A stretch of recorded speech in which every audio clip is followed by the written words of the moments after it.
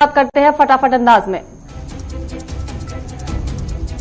प्रधानमंत्री नरेंद्र मोदी ने देश में मौजूदा कोविड-19 की स्थिति पर चर्चा करने के लिए आज एक सर्वदलीय बैठक की अध्यक्षता की। बैठक में पीएम ने कहा कि अगले कुछ हफ्तों में कोरोना वैक्सीन तैयार हो जाएगी। वैज्ञानिकों की हरी झंडी के बाद वैक्सीन दी जाएगी। पीएम ने कहा कि 8 वैक्सीन पर ट्रायल चल रहा है। केंद्र राज्य की टीम मिलकर काम कर रही है। वैक्सीन की कीमत पर भी फैसला लिया जाएगा।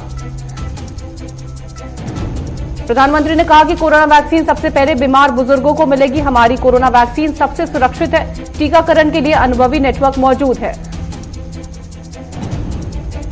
पीएम ने कहा कि अभी अन्य देशों की कई वैक्सीन के नाम पर हम बाजार में सुन रहे हैं, लेकिन दुनिया की नजर कम कीमत वाली सबसे सुरक्षित वैक्सीन पर है और इसलिए पूरी दुनिया की नजर भारत पर है। कोरोना पर सर्वदलीय बैठक में डीएमके ने विरोध किया और प्रेजेंटेशन सिर्फ हिंदी में होने पर आपत्ति जताई। वहीं आरजेडी नेता तेजस्वी यादव ने कहा कि स्थिति पर चर्चा के लिए सर्वदलीय बैठक बुलाई गई, लेकिन बिहार की सबसे बड़ी पार्टी होने के बावजूद भी हमें कोई सूचना नहीं है। ये दर्शाता है कि बैठक सिर्फ दिखावा है। बंगाल बीजेपी के प्रमुख दिलीप घोष ने एक बार फिर ममता बनर्जी पर हमला बोला है। दिलीप घोष ने जय श्री राम नारे को लेकर ममता को घेरा और उनके लिए आपत्तिजनक शब्द का इस्तेमाल किया। कृषि कानून के खिलाफ किसानों का आंदोलन आज भी जारी है। बीते दिन सरकार के साथ हुई चौथे दौर की चर्चा में कोई ठोस नतीजा नहीं निकला। बीते दिन करीब 7 घंटे की बातचीत में भी सरकार किसानों को पूरी तरह मनाने में असफल रही। किसान लगातार कानून वापस लेने की मांग पर अड़े हुए हैं। बैठक में कोई ठोस आश्वासन न मिलने के बाद अब एक और दौर की बात होना तय हुआ है। किसान और केंद्र सरकार के बीच अब कल 5वें दौर की बातचीत होगी। टीएमसी सांसद डेरेक ओब्रायन सिंघू बॉर्डर पहुंचे और कृषि कानूनों के खिलाफ विरोध प्रदर्शन कर रहे किसानों से मुलाकात की। वहीं पश्चिम बंगाल की मुख्यमंत्री ममता बनर्जी ने फोन पर किसानों से बात की और उनका समर्थन किया। राजस्थान के पूर्व डिप्टी सीएम सचिन पायलट ने सरकार पर निशाना साधा। पायलट ने कहा कि बीजेपी सरकार अगर किसान संगठनों राज्य सरकारों के साथ चर्चा करके कानून बनाती तो ऐसे हालात उत्पन्न नहीं होते। राजस्थान के सीएम अशोक गहलोत ने ट्वीट कर कहा कि किसानों की बात केंद्र सरकार ने नहीं सुनी, जिसके कारण आज किसान पूरे देश में आंदोलन कर रहे हैं। साथ ही गहलोत ने कहा कि लोकतंत्र के अंदर सरकार के साथ संवाद इस प्रकार कायम रहे तो यह चक्का जाम के हालात नहीं बनते। कर्नाटक के कृषि मंत्री बीसी पाटिल ने किसानों को लेकर अजीबोगरीब बयान दिया। उन्होंने कहा कि खुदकुशी करने वाले किसान कायर होते हैं।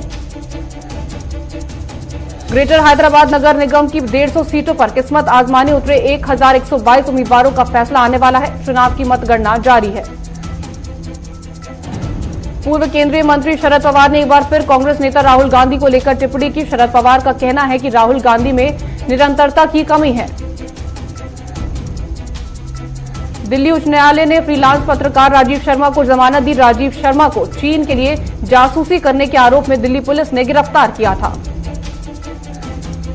देश में कोरोना के कुल संक्रमण के मामले बढ़कर 95,71,559 हो गए हैं। वहीं मृतकों की संख्या बढ़कर 1,39,188 हो गई है। केंद्रीय स्वास्थ्य मंत्रालय की ओर से जारी आंकड़ों के अनुसार पिछले 24 घंटे में 36,594 नए मामले सामने आए, जबकि इस दौरान 540 मरीजों की मौत हो गई। राजधानी दिल्ली में 3,734 नए मामले सामने आए, जबकि इस दौरान 82 कोरोना मरीजों की मौत हुई है। कोरोना महामारी से बचाव के चलते सीएम गहलोत ने जन सुनवाई करने के लिए नया तरीका अपनाया है, जिसके तहत सीएम गहलोत ने ईमेल आईडी के जरिए जनता से जुड़ने का फैसला किया है। यूपी में लव जिहाद के नए कानून को सुप्रीम कोर्ट में चुनौती दी गई है। याचिका में अध्यादेशों को अवैध और असंवैधानिक करार देने की मांग की गई है। याचिका में कहा गया कि अध्यादेश संविधान के तहत मौलिक अधिकारों के खिलाफ है। अध्यादेश का दुरुपयोग किसी को भी गलत तरीके से फंसाने के लिए किया जाएगा और अराजकता पैदा करेगा। उत्तर प्रदेश की राजधानी लखनऊ में धर्मांतरण कानून बनने के बाद लखनऊ पुलिस ने आपसी सहमति से हो रहे एक अंतर धार्मिक शादी को रुकवा दिया। पुलिस ने दोनों पक्षों को नए धर्मांतरण कानून का हवाला देते हुए पहले इस शादी के लिए जिलाधिकारी से अनुमति लेने के लिए कहा। ओडिशा और उत्तराखंड में देर रात भूकंप के झटके महसूस किए गए। रिक्टर पैमाने पर ओडिशा में भूकंप की तीव्रता 3.9 रही, जबकि उत्तराखंड में भूकंप की तीव्रता 2.6 रही। उत्तर भारत में बीते 6 महीनों में कई हल्के भूकंप महसूस किए गए। वैज्ञानिकों की माने तो ऐसे कई छोटे भूकंप बड़ी तबाही का संकेत होते हैं। पलवल में सैकड़ों किसान ट्रैक्टरों में सवार होकर शाम को गांव के नजदीक पहुंच गए थे, जहां उन्हें पुलिस ने रोक लिया। हिमाचल प्रदेश में कोरोना संक्रमण के बढ़ रहे कहर पर हाईकोर्ट ने प्रदेश सरकार के 7 लोगों को भी कोविड-19 के फैलाव को लेकर जिम्मेदार ठहराया है। पुणे में विधानसभा क्षेत्र के एआईएमआईएम पार्टी कार्यकर्ता के साथ विधायक सैयद ने प्राथमिक स्वास्थ्य केंद्र और अंचल कार्यालय का निरीक्षण किया, जहां साफ सफाई की कमी देखने को मिली। पानीपत में सनौली रोड सब्जी मंडी को परचून सब्जी मंडी बनाने की मांग को लेकर धरना लगातार 19वें दिन भी जारी है। मुजफ्फरनगर में गृह क्लेश के चलते अज्ञात वृद्ध महिला ने मोती झील में छलांग लगाई। वहीं मौके पर राहगीरों ने डूबती महिला की जान बचा ली है। धमतरी में स्टेट बैंक की मुख्य शाखा से 3 महीने में 3.5 करोड़ रुपए की चोरी हुई है। देहरादून में बीजेपी के राष्ट्रीय अध्यक्ष जेपी नड्डा 4 दिवसीय उत्तराखंड दौरे पर हैं, जहां जेपी नड्डा बूथ लेवल के कार्यकर्ताओं से बातचीत करेंगे। उत्तराखंड के मुख्यमंत्री त्रिवेंद्र सिंह रावत ने मुख्यमंत्री आवास में उत्तराखंड वन विकास निगम सॉफ्टवेयर की ई-ऑक्शन पोर्टल का शुभारंभ किया। अम्बेडकर नगर में एक दलित युवक की पीट-पीटकर इसलिए हत्या कर दी गई क्योंकि उसने गन्ने के खेत से गन्ना तोड़ लिया था। पुलिस ने 4 आरोपियों को गिरफ्तार कर लिया है। झांसी में मतगणना स्थल के बाहर हंगामे के बाद सदर विधायक रवि शर्मा और बीजेपी कार्यकर्ता धरने में बैठ गए और पुलिस के खिलाफ जमकर नारेबाजी की। चीन ने कोरोना वायरस महामारी के बावजूद मार्च में पर्यटकों के लिए तिब्बत को खोल दिया है और क्षेत्रीय पर्यटक अर्थव्यवस्था में तेजी से वृद्धि का दावा किया है। भारतीय मूल की 15 साल की अमेरिकी गीतांजलि राव को उनके शानदार काम के लिए टाइम मैगजीन ने पहली बार किसी बच्चे को किड ऑफ द ईयर के खिताब से नवाजा है।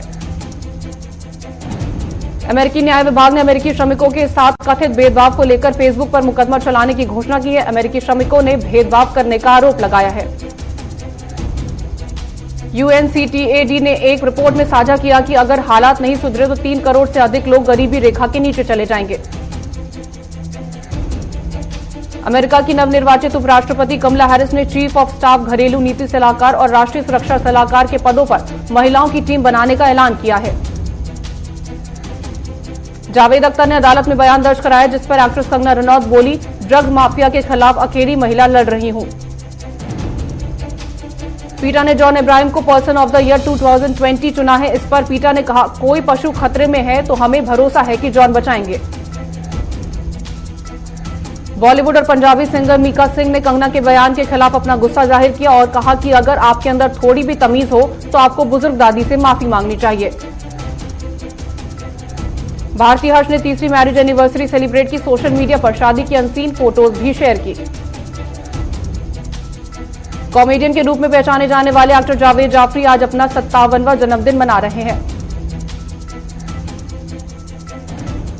फिलहाल के लिए इस बुलेटिन में इतना ही। देश और दुनिया की तमाम खबरों के लिए आप बने रहिए हमारे साथ। नमस्कार।